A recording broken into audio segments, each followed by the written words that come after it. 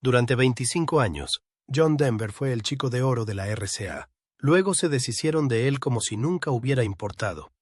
Para entonces, las grietas ya eran visibles. Sus exmujeres habían denunciado su temperamento violento y sus infames arrebatos con la motosierra. La bebida le había costado la licencia de piloto, pero en 1997 seguía volando ilegalmente. El avión experimental que le mató tenía un fallo de diseño crítico, pero lo que los investigadores descubrieron iba mucho más allá de un fallo mecánico. El accidente pudo evitarse.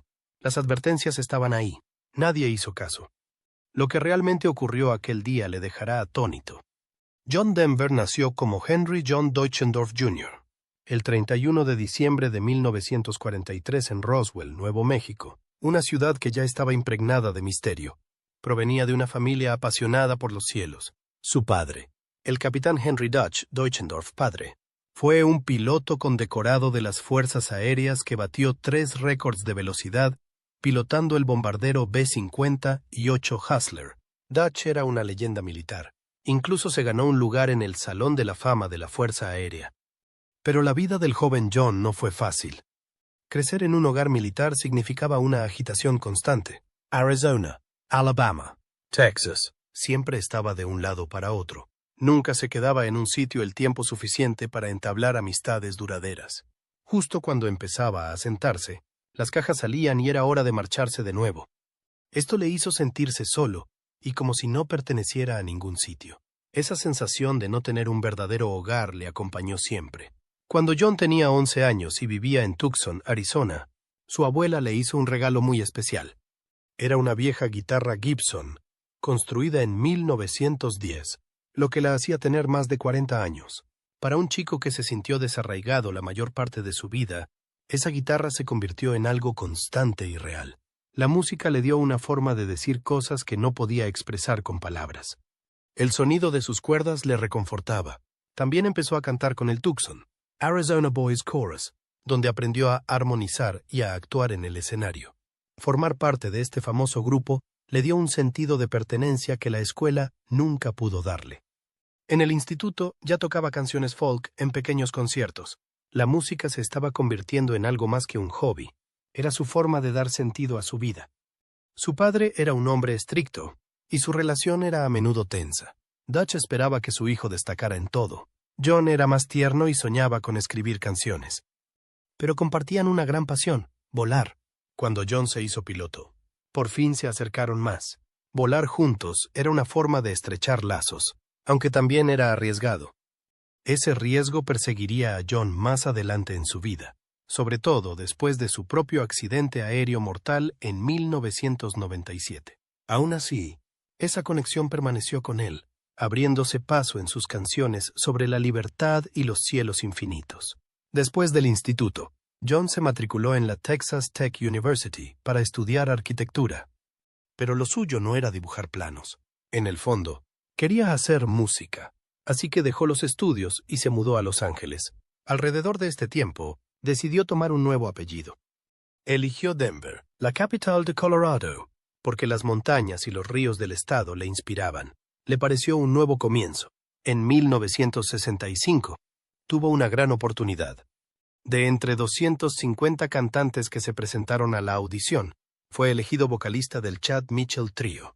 Fue su primera gran oportunidad en el mundo de la música. Le puso frente a nuevos públicos en todo el país y le dio la experiencia que necesitaba para crecer.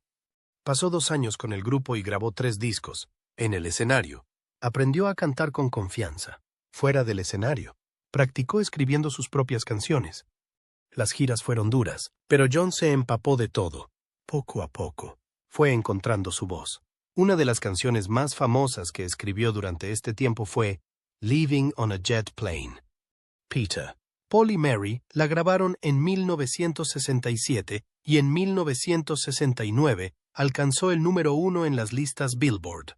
De repente, todo el mundo cantaba su letra. Aunque aún no era una gran estrella en solitario, este éxito demostró que sus composiciones eran importantes.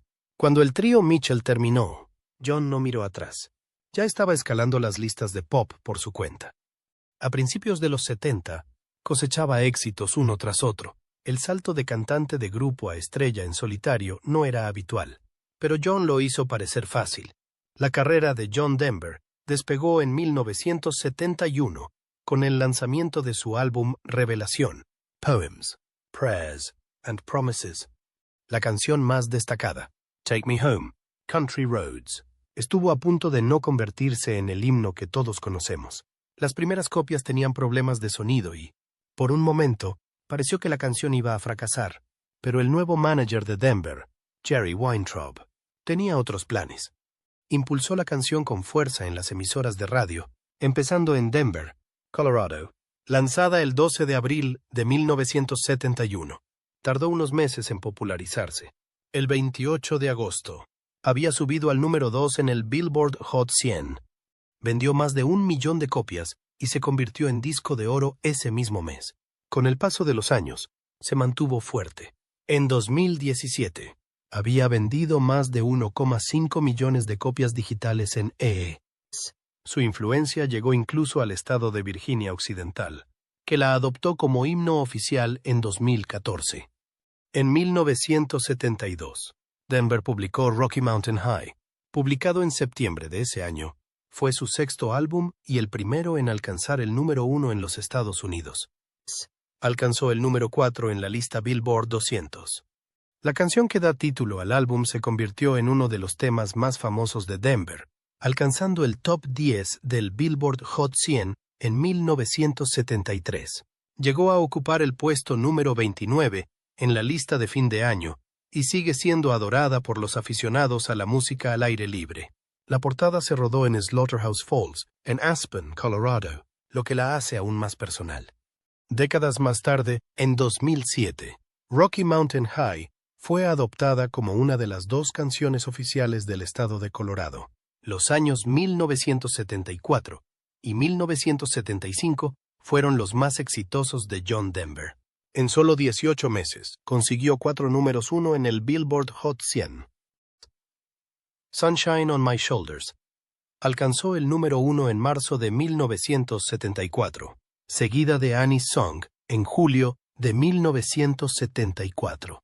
Thank God, I'm a Country Boy encabezó las listas en mayo de 1975, y I'm Sorry le siguió en septiembre de 1975. Estos éxitos mostraron todas las facetas de su talento. Algunas eran suaves y esperanzadoras, como Sunshine on My Shoulders. Otras, como Thank God I'm a Country Boy, estaban llenas de energía. Annie's Song, escrita en solo 10 minutos para su esposa, se convirtió en un clásico de las canciones de boda. Denver estaba en todas partes, en la radio, en la televisión y en millones de hogares. Durante este periodo dorado, Denver también publicó 3 álbumes que llegaron al número 1. John Denver's Greatest Hits, de 1973. Tuvo tanto éxito que se convirtió en el álbum más vendido de la historia de RCA Records, superando incluso a Elvis Presley. Back Home Again le siguió en 1974 y alcanzó el triple platino en E. Windsong salió en 1975 y obtuvo el doble disco de platino. En conjunto, estos 3 álbumes confirmaron que Denver era una auténtica superestrella. Al final de su carrera, Denver había creado unas 300 canciones. Él mismo compuso unas 200 canciones. En total, obtuvo 12 discos de oro y 4 de platino. Las ventas mundiales superaron los 33 millones de unidades. Eso le convirtió en uno de los cantautores de más éxito de la década de 1970. El salto de John Denver a Hollywood fue tan sorprendente como exitoso. En 1977, protagonizó junto al legendario cómico George Burns la exitosa película Oh God. Denver no había actuado nunca, pero su simpatía y sinceridad conquistaron al público. Dirigida por Carl Reiner y basada en una novela de Avery Corman, la película narraba la historia de un gerente de supermercado elegido por Dios para difundir un mensaje divino. La interpretación de Denver resultaba natural y real, por lo que resultaba fácil creer en su personaje. La película se convirtió en un gran éxito, recaudando más de $51 millones en E. E incluso recibió una nominación al Oscar por su guión, aunque nunca apareció en las secuelas. Este primer papel demostró que Denver podía hacer algo más que cantar, y lo consolidó como un músico poco común que se pasó a la interpretación sin perder el ritmo. Denver también creó un estilo que la gente adoraba. A lo largo de la década de 1970, su larga melena rubia, sus gafas de montura de alambre y sus camisas del oeste bordadas se convirtieron en su seña de identidad. Estas camisas fueron diseñadas por Anna Zapp, a quien Denver conoció en una feria de arte en Aspen. Sus coloridos diseños hechos a mano encajaban con su imagen amable y realista. Otras estrellas como Willie Nelson y Bonnie Raitt también lucirían más tarde sus camisetas. El look de Denver era cálido, acogedor y fácil de reconocer. Era muy diferente de los estilos más ruidosos de otros intérpretes y llegó a representar el espíritu sencillo y sincero de la música folk y country de la época. También consiguió ganarse al público de fuera de EE, incluso cuando algunos críticos no estaban seguros de que pudiera hacerlo. Su representante, Jerry Weintraub, pensó que era importante que Denver conectara directamente con los fans internacionales, así que, a pesar de algunas dudas, Weintraub organizó una serie de especiales de televisión para los espectadores británicos. Weintraub explicó que los críticos no iban a convertir a Denver en una estrella, así que irían directamente a la gente. El plan funcionó a la perfección. El estilo cálido y amable de Denver y su voz clara encantaron al público británico y crearon una base de fans leales en toda Europa. Los especiales demostraron que la televisión era un poderoso medio para dar a conocer nuevos artistas en el extranjero y contribuyeron a hacer de Denver un nombre mundial. Denver también estaba muy vinculado a Colorado. Tras mudarse a Aspen, adoptó el paisaje y el estilo de vida del estado. En 1974, Colorado le nombró poeta laureado.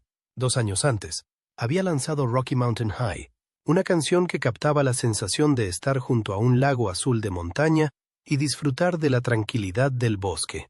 La canción se convirtió en un himno no oficial de Colorado, y finalmente fue nombrada una de sus 2 canciones oficiales en 2007. La conexión de Denver con la región era real para la gente.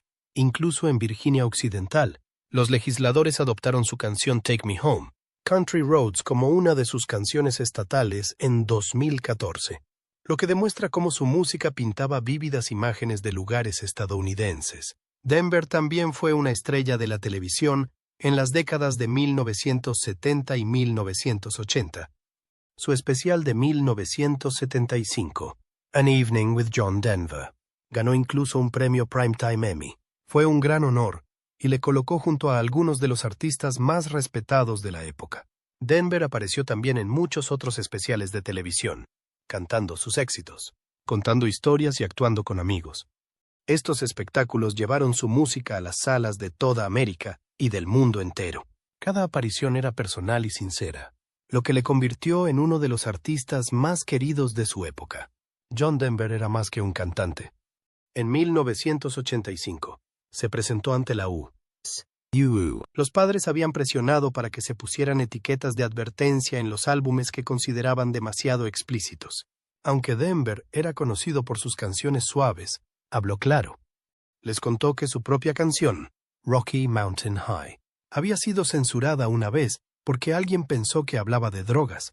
No era cierto. Denver se mantuvo tranquilo y firme en su defensa de la libertad de expresión. Muchos pensaron que alguien como él apoyaría las etiquetas de advertencia, pero no fue así. Ese momento cambió el debate para siempre. El mundo de la música aún siente el impacto. Ese mismo año, Denver se convirtió en el primer artista estadounidense en realizar una gira por la Unión Soviética en más de 10 años. La Guerra Fría era tensa. Las tensiones entre los 2 países eran muy fuertes. Denver decidió hacer algo diferente. Dio 11 conciertos por toda la URSS. La gira fue algo más que entretenimiento. Fue un puente entre culturas. La gente de Moscú, Leningrado y Tallinn le abrazó. Incluso quienes no conocían su idioma entendieron su mensaje de paz. Denver cantó sobre sus luchas y sus propias esperanzas. Le inspiró para escribir una nueva canción, Let Us Begin, sobre la elección de la paz frente a la guerra.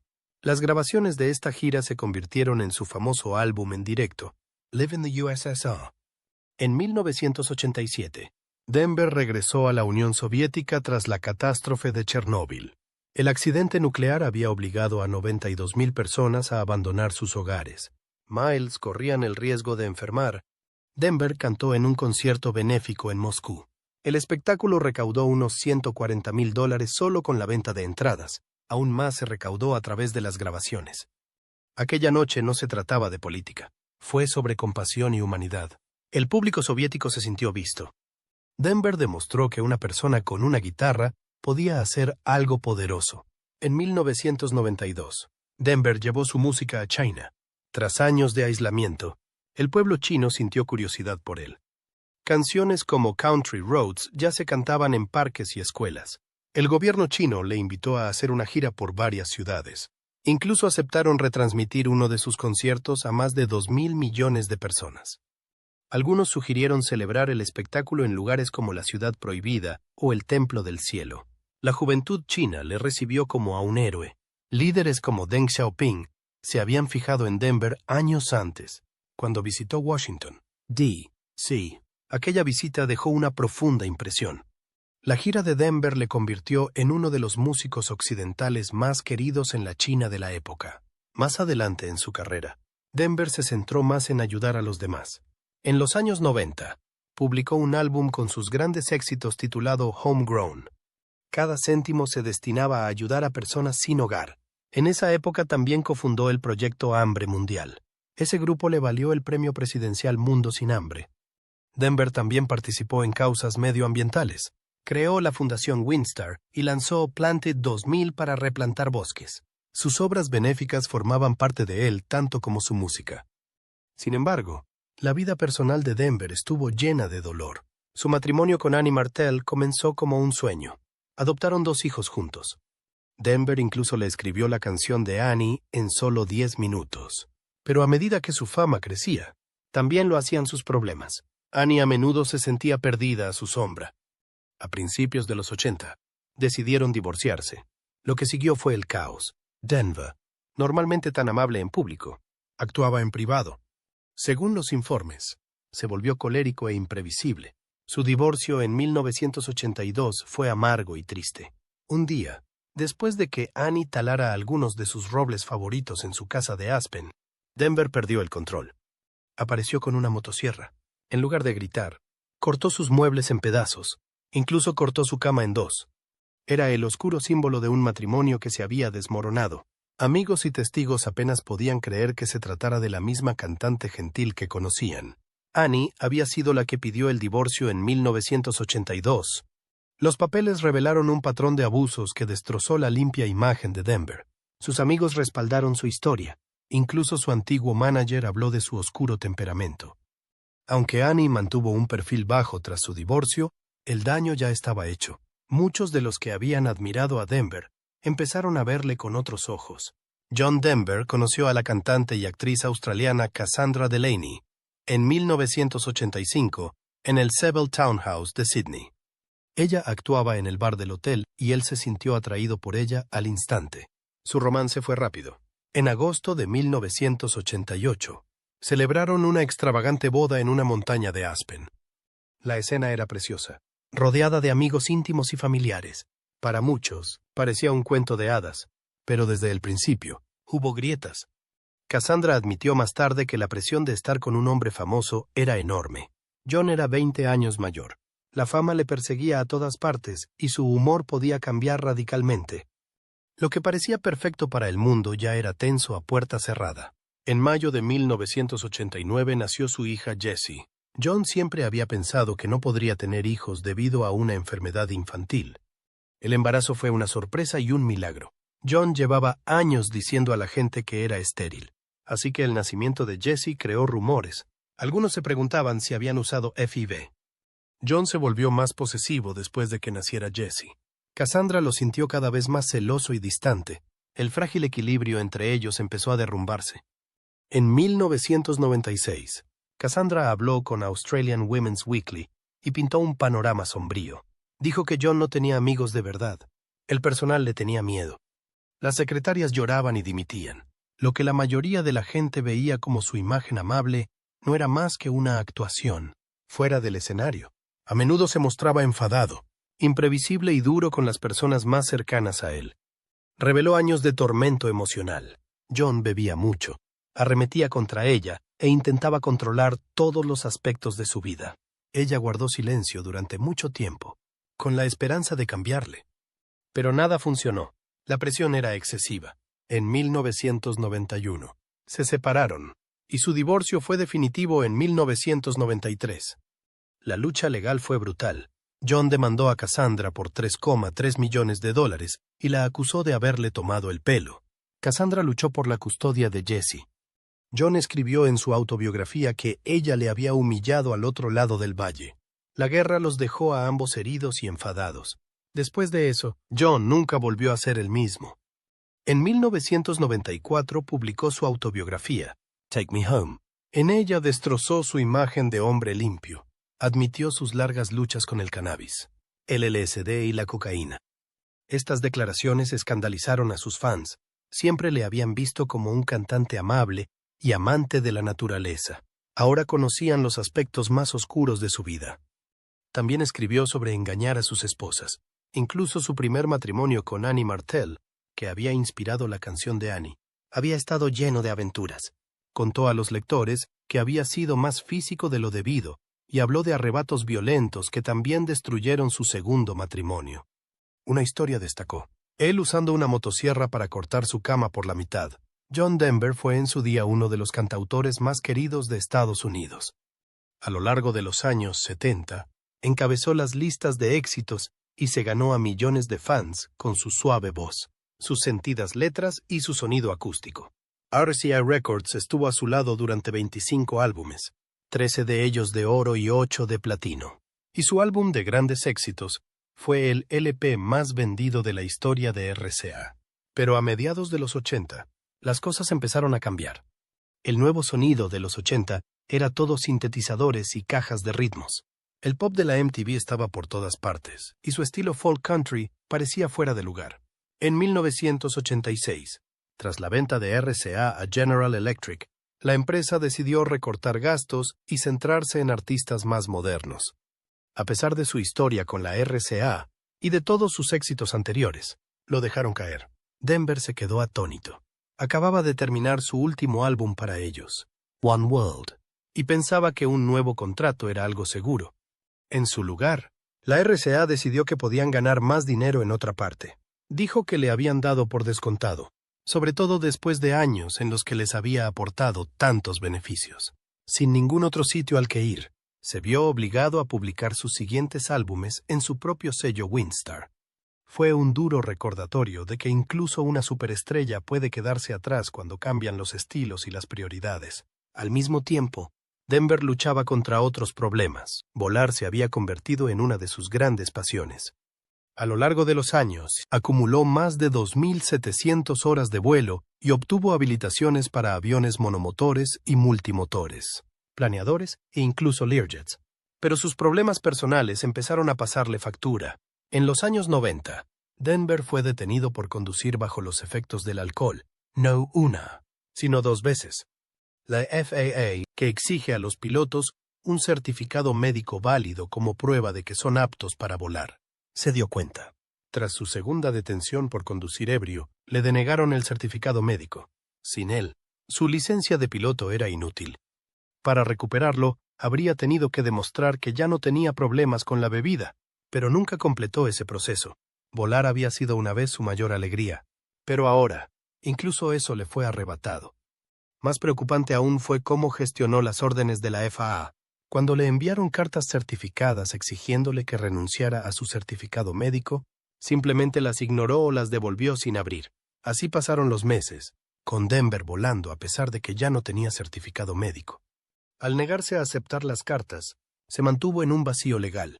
La FAA no podía completar el proceso de revocación hasta que él aceptara su notificación, por lo que técnicamente podía seguir volando.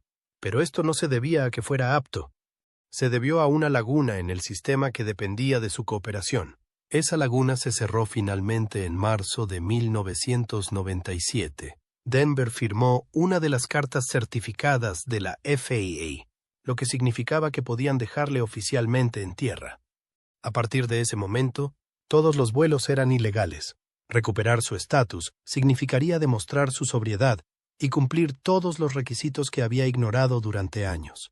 Denver decidió no hacerlo, pero nada de eso le alejó de los cielos. El 12 de octubre de 1997, llevó su avión experimental Long Easy, recientemente adquirido, a practicar despegues y aterrizajes cerca de Monterey, California. Era un avión pequeño con serias modificaciones. Denver lo tenía desde hacía un día, y solo había pasado unos 30 minutos con un piloto checo antes de subir por su cuenta. El avión estaba tan modificado que era difícil pilotarlo. La válvula selectora de combustible, por ejemplo, estaba desplazada 45 pulgadas hacia atrás, lo que le obligaba a retorcerse en el asiento y pasar la mano por detrás del hombro izquierdo. Era rígido y difícil de girar. Incluso necesitaba unos alicates para moverlo correctamente. Peor aún, los indicadores de combustible también estaban detrás de él, así que no tenía forma de leerlos sin girarse y usar un espejo de mano. Incluso entonces, los indicadores no eran claros y solo le indicaban estimaciones vagas y no lineales de lo que quedaba en el depósito. Una lectura de un cuarto de lleno significaba que en realidad quedaban menos de 5 galones en el depósito de 26 galones. Esa mañana, en el aeropuerto de la península de Monterey, Denver dejó seco el depósito izquierdo mientras practicaba despegues y aterrizajes. Los testigos oyeron cómo el motor chisporroteaba y luego se apagaba al agotarse el combustible. Denver se giró para cambiar al depósito derecho. Para ello, tuvo que estirar la mano a ciegas por detrás y utilizar unos alicates para girar el selector. En el proceso, pisó accidentalmente el pedal del timón derecho. El largo ESET descendió bruscamente y en cuestión de segundos se precipitó al Océano Pacífico. Denver murió en el acto. Los investigadores de la Junta Nacional de Seguridad en el Transporte determinaron posteriormente que Denver llevaba muy poco combustible, unos 3 galones en un depósito y 6 en el otro, y que su desconocimiento del avión fue una de las principales causas. También citaron las inseguras modificaciones de diseño que hacían casi imposible cambiar de combustible en vuelo. Aunque era un piloto experimentado, no se había preparado adecuadamente para las exigencias de este avión. El informe de la NTSB fue claro. Este accidente podría haberse evitado si Denver hubiera repostado, se hubiera formado más a fondo o hubiera tenido un sistema de combustible más fácil de manejar. El accidente nunca habría ocurrido. Su último vuelo se convirtió en una desgarradora lección de cómo los detalles pasados por alto y las malas decisiones pueden sumar un trágico final.